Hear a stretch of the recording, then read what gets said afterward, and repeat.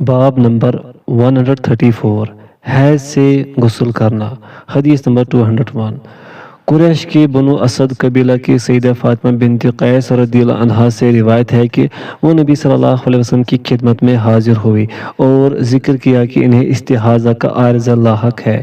ان کا گمان ہے کہ آپ صلی اللہ علیہ وسلم نے انہیں فرمایا، یہ تو ایک رگ کا خون ہے، پس جب تمہیں حیض آئے تو نماز چھوڑ دو، اور جب حیض جاتا رہے تو اپنے سے خون دھو لے اور پھر نماز پڑھ۔ حکم الحدیث صحیح۔ حدیث نمبر 202 ام المؤمنین سیدہ عائشہ رضی اللہ عنہا سے روایت ہے کہ نبی صلی اللہ علیہ وسلم نے فرمایا، جب حیض آئے تو نماز چھوڑ دو اور جب حیض ختم ہو جائے تو غسل کرو۔ حکم الحدیث صحیح۔ حدیث نمبر 203 ام المؤمنین سیدہ عائشہ رضی اللہ عنہا نے فرمایا، ام حبیبہ بنت جحش رضی اللہ عنہا 7 سال تک استحاضہ کے عارضہ میں مبتلا رہے۔ انہوں نے رسول اللہ صلی اللہ علیہ وسلم سے اس کی شکایت کی تو رسول اللہ صلی اللہ علیہ وسلم نے فرمایا، یہ حیض کا خون نہیں ہے لیکن یہ ایک رگ کا خون ہے، پس تم غسل کرو پھر نماز پڑھو۔ حکم الحدیث صحیح۔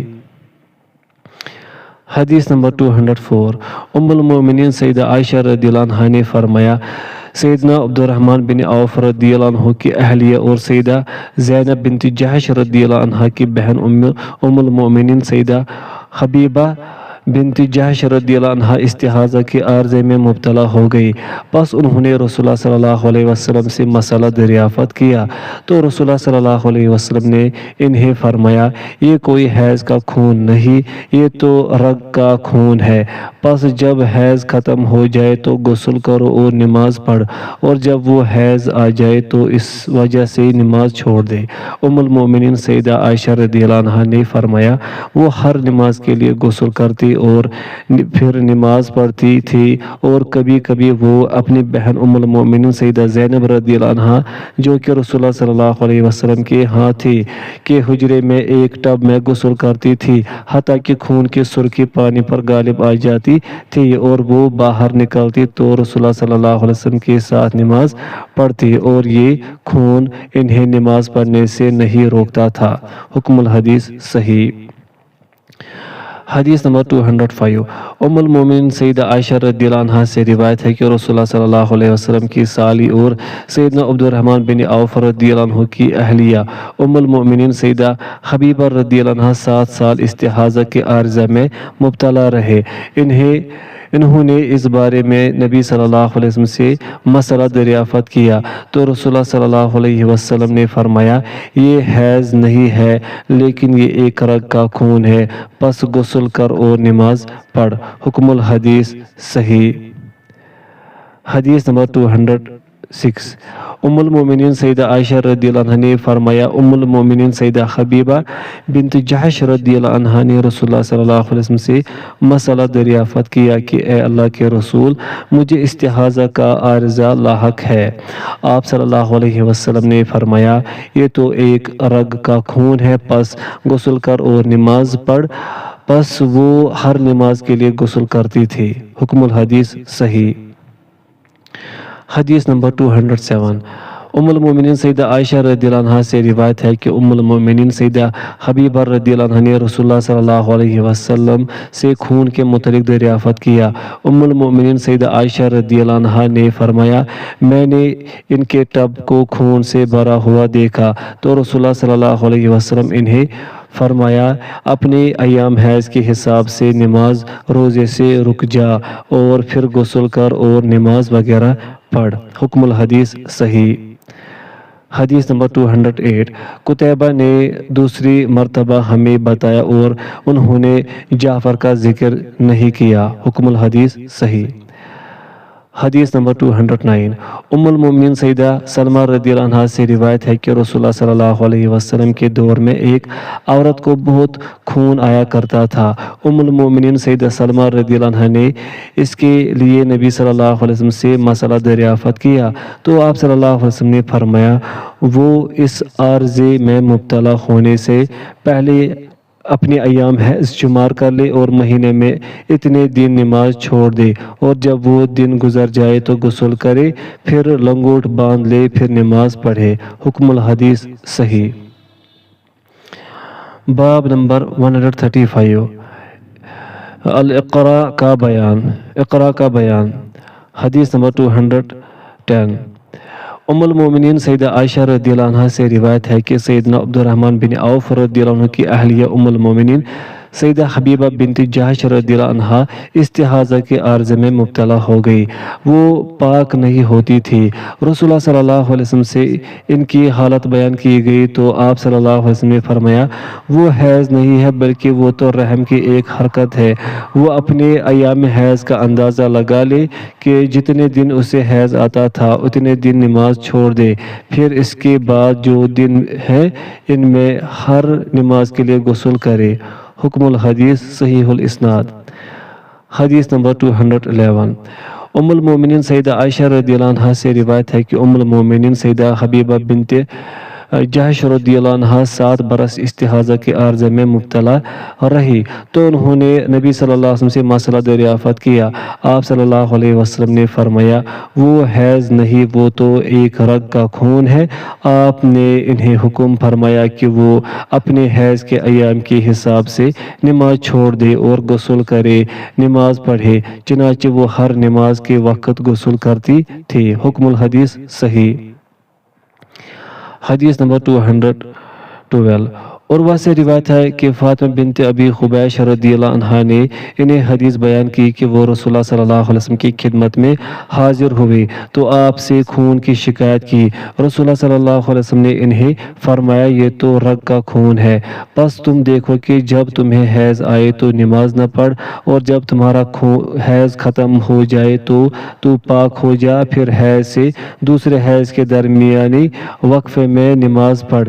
یہ اس بات کی دلیل ہے کہ قرء سے حیض مراد ہے۔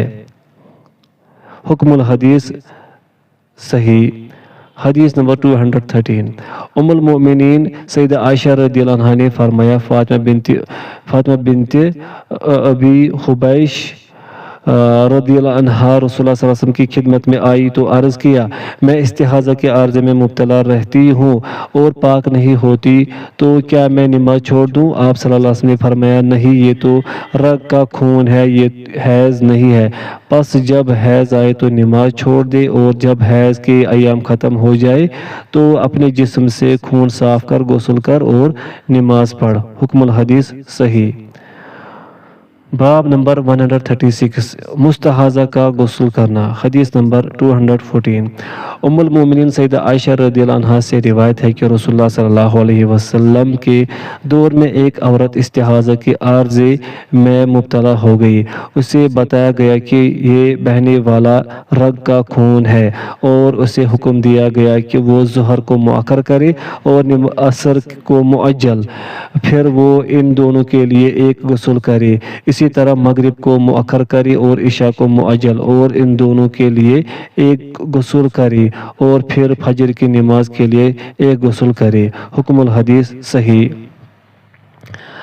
حدیث نمبر 137 نفاس زچگی کے بعد غسل۔ حدیث نمبر 215 سیدہ اسماء بنت امیس رضی اللہ عنہ کے متعلق سیدنا جابر بن عبداللہ رضی اللہ عنہما سے روایت ہے کہ جس وقت انہوں نے ذوالحلیفہ کے مقام پر بچے کو جنم دیا تو رسول اللہ صلی اللہ علیہ وسلم نے سیدنا ابوبکر رضی اللہ عنہ سے فرمایا اسے کہو کہ وہ غسل کرے اور احرام باندھے۔ حکم الحدیث صحیح۔ باب نمبر 138 حیض اور استحاضہ کے خون میں فرق۔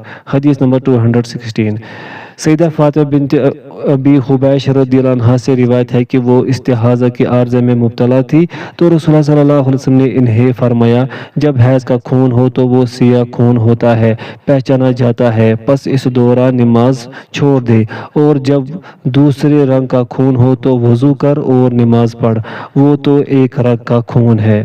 حکم الحدیث حسن صحیح۔ حدیث نمبر 217 ام المؤمنین سیدہ عائشہ رضی اللہ عنہ سے روایت ہے کہ سیدہ فاطمہ بنت ابی حبیش رضی اللہ عنہ استحاضہ کے عارضے میں مبتلا تھی تو رسول اللہ صلی اللہ علیہ وسلم نے انہیں فرمایا حیض کا خون سیاہ خون ہوتا ہے، پہچانا جاتا ہے، پس جب یہ خون ہو تو نماز نہ پڑھ، اور جب دوسرے رنگ کا خون ہو تو وضو کر اور نماز پڑھ۔ حکم الحدیث حسن یا صحیح۔ حدیث نمبر 218 ام المومنین سیدہ عائشہ رضی اللہ عنہ نے فرمایا سیدہ فاطمہ بنت ابی حبیش رضی اللہ عنہ استحاضہ کے عارضے میں مبتلا ہو گئی تو انہوں نے نبی صلی اللہ علیہ وسلم سے مسئلہ دریافت کیا تو عرض کیا اے اللہ کے رسول، میں استحاضہ کا شکار ہوتی ہوں، میں پاک نہیں ہوتی، کیا میں نماز چھوڑ دوں؟ رسول اللہ صلی اللہ علیہ وسلم نے فرمایا وہ تو ایک رگ کا خون ہے، حیض نہیں ہے، پس جب حیض آئے تو نماز چھوڑ دے، اور جب حیض ختم ہو جائے تو اپنے جسم سے خون کا نشان دھو لے اور وضو کر، وہ تو ایک رگ کا خون ہے، حیض نہیں ہے۔ ان سے کہا گیا کہ غسل، فرمایا یہ غسل ایسا مسئلہ ہے اس میں کسی کو شک نہیں۔ امام نسائی رحمۃ اللہ نے فرمایا میں نہیں جانتا کہ حماد بن زید کے علاوہ کسی نے اس حدیث میں اور وضو کر کے الفاظ ذکر کیے ہوں۔ ہشام سے کئی راویوں نے روایت کیا اور اس میں وضو کر کے الفاظ ذکر نہیں کیے۔ حکم الحدیث صحیح الاسناد۔ حدیث نمبر 219 ام المؤمنین سیدہ عائشہ رضی اللہ عنہ نے فرمایا سیدہ فاطمہ بنت ابی حبیش رضی اللہ عنہ نے رسول اللہ صلی اللہ علیہ وسلم سے ذکر کیا اللہ کے رسول، میں حیض سے پاک نہیں ہوتی، کیا میں نماز چھوڑ دوں؟ رسول اللہ صلی اللہ علیہ وسلم نے فرمایا وہ تو رگ کا خون ہے، حیض نہیں ہے، پس جب حیض آئے تو نماز چھوڑ دے، اور جب وہ دن گزر جائے تو غسل کر اور نماز پڑھ۔ حکم الحدیث صحیح۔ حدیث نمبر 220 ام المومنین سیدہ عائشہ رضی اللہ عنہ سے روایت ہے کہ سیدہ فاطمہ بنت ابی حبیش رضی اللہ عنہ نے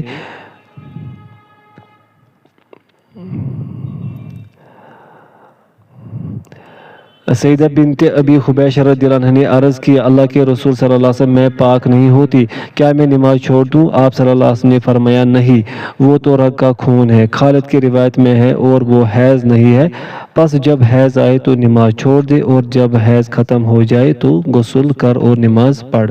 حکم الحدیث صحیح۔ باب نمبر 139 جنبی ٹھہرے ہوئے پانی میں غسل نہ کرے۔ حدیث نمبر 221 سیدنا ابو ہریرہ رضی اللہ عنہ بیان کرتے ہیں رسول اللہ صلی اللہ علیہ وسلم نے فرمایا جب تم میں سے کوئی جنبی ہو تو وہ ٹھہرے ہوئے پانی میں غسل نہ کرے۔ حکم الحدیث صحیح۔ حدیث نمبر باب نمبر 140 حدیث نمبر باب نمبر 140 ٹھہرے ہوئے پانی میں پیشاب کرنے اور اس سے غسل کرنے کی ممانعت۔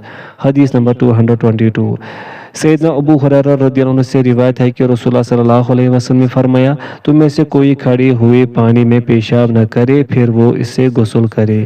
حکم الحدیث صحیح۔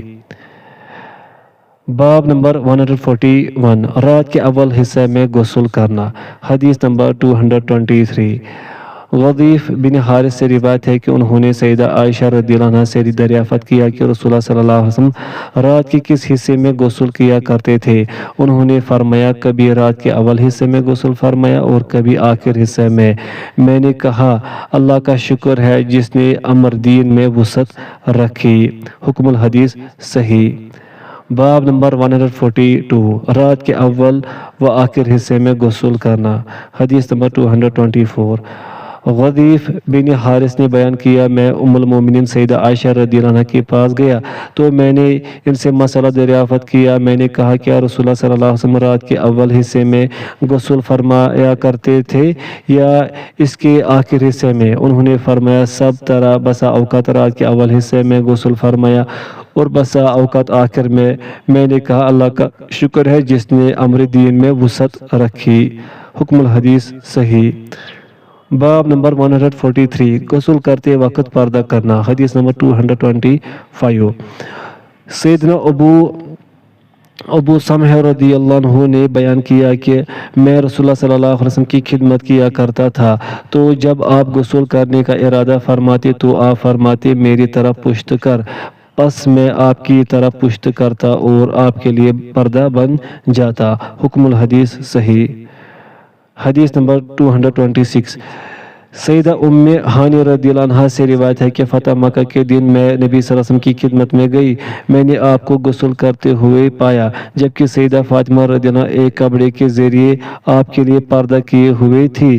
میں نے سلام کیا تو آپ نے فرمایا یہ کون ہے؟ میں نے عرض کیا ام ہانی۔ پھر جب آپ غسل سے فارغ ہوئے تو کھڑے ہوئے اور آپ نے ایک کپڑے میں لپٹے ہوئے 8 رکعت پڑھے۔ حکم الحدیث صحیح۔ باب نمبر 144 آدمی کے غسل کے لیے کتنا پانی کافی ہے؟ حدیث نمبر 227 موسیٰ الجوہنی نے بیان کیا، مجاہد رحمۃ اللہ علیہ کے پاس ایک پیالہ لایا گیا، میں نے اس کا 8 رطل اندازہ لگایا۔ انہوں نے کہا، سیدہ عائشہ رضی اللہ عنہ نے مجھے حدیث بیان کی کہ رسول اللہ صلی اللہ علیہ وسلم اتنی مقدار تک کے پانی سے غسل فرمایا کرتے تھے۔ حکم الحدیث صحیح الاسناد۔ حدیث نمبر 228 سیدنا ابو سلمہ رضی اللہ عنہ بیان کرتے ہیں، میں اور ام المومنین سیدہ عائشہ صدیقہ رضی اللہ عنہا کے پاس گئے۔ انہوں نے ان سے نبی صلی اللہ علیہ وسلم کے غسل کے متعلق دریافت کیا تو ام المومنین رضی اللہ عنہا نے ایک برتن منگایا، اس میں سا کے قریب پانی تھا۔ انہوں نے پردہ لٹکا کر غسل کیا اور اپنے سر پر 3 بار پانی ڈالا۔ حکم الحدیث صحیح۔ حدیث نمبر 229 ام المومنین سیدہ عائشہ رضی اللہ عنہا سے روایت ہے کہ انہوں نے فرمایا، رسول اللہ صلی اللہ علیہ وسلم ایک برتن میں سے غسل فرماتے تھے، وہ فرق 16 رطل تھا۔ میں اور آپ صلی اللہ علیہ وسلم ایک برتن میں سے غسل کرتے تھے۔ حکم الحدیث صحیح۔ حدیث نمبر 230 سیدنا انس بن مالک رضی اللہ عنہ بیان کرتے ہیں کہ رسول اللہ صلی اللہ علیہ وسلم ایک مکوک پانی سے وضو کیا کرتے تھے اور 5 مکوک سے غسل کرتے تھے۔ حکم الحدیث صحیح۔ حدیث نمبر 231 سیدنا جابر رضی اللہ عنہ نے فرمایا، غسل جنابت کے لیے 1 سا پانی کافی ہے۔ ہم نے کہا 1 سا کفایت کرتا ہے نہ 2 سا؟ تو سیدنا جابر رضی اللہ عنہ نے فرمایا، وہ 1 سا اس شخصیت کے لیے کافی تھا جو تم سے بہتر تھی اور ان کے بال بھی زیادہ تھے، یعنی رسول اکرم صلی اللہ علیہ وسلم۔ حکم الحدیث صحیح۔ باب نمبر 145 پانی کی مقدار کی کوئی تعین نہیں۔ حدیث نمبر 232 ام المومنین سیدہ عائشہ رضی اللہ عنہا نے فرمایا، میں اور رسول اللہ صلی اللہ علیہ وسلم ایک برتن سے غسل کیا کرتے تھے اور وہ فرق 16 رطل کے برابر تھا۔ حکم الحدیث صحیح۔ باب نمبر 146 میاں بیوی ایک برتن سے غسل کر سکتے ہیں۔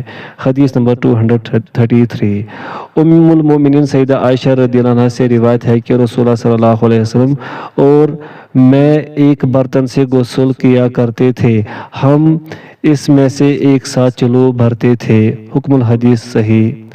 حدیث نمبر 234 ام المومنین سیدہ عائشہ رضی اللہ عنہا نے فرمایا، میں اور رسول اللہ صلی اللہ علیہ وسلم ایک برتن سے غسل جنابت کیا کرتے تھے۔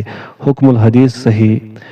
حدیث نمبر 235 ام المومنین سیدہ عائشہ رضی اللہ عنہا نے فرمایا، میں نے دیکھا کہ میں رسول اللہ صلی اللہ علیہ وسلم سے وہ برتن حاصل کر رہی ہوں جس میں سے میں اور آپ غسل کرتے تھے۔ حکم الحدیث صحیح۔ حدیث نمبر 236 ام المومنین سیدہ عائشہ رضی اللہ عنہا نے فرمایا، میں اور رسول اللہ صلی اللہ علیہ وسلم ایک برتن سے غسل کرتے تھے۔ حکم الحدیث صحیح۔ حدیث نمبر 237 سیدنا ابن عباس رضی اللہ عنہما نے فرمایا، میری خالہ ام المومنین سیدہ میمونہ رضی اللہ عنہا نے مجھے بتایا کہ وہ اور رسول اللہ صلی اللہ علیہ وسلم ایک برتن سے غسل کرتے تھے۔ حکم الحدیث صحیح۔ حدیث نمبر 238 ام المومنین سیدہ ام سلمہ رضی اللہ عنہا کے آزاد کردہ غلام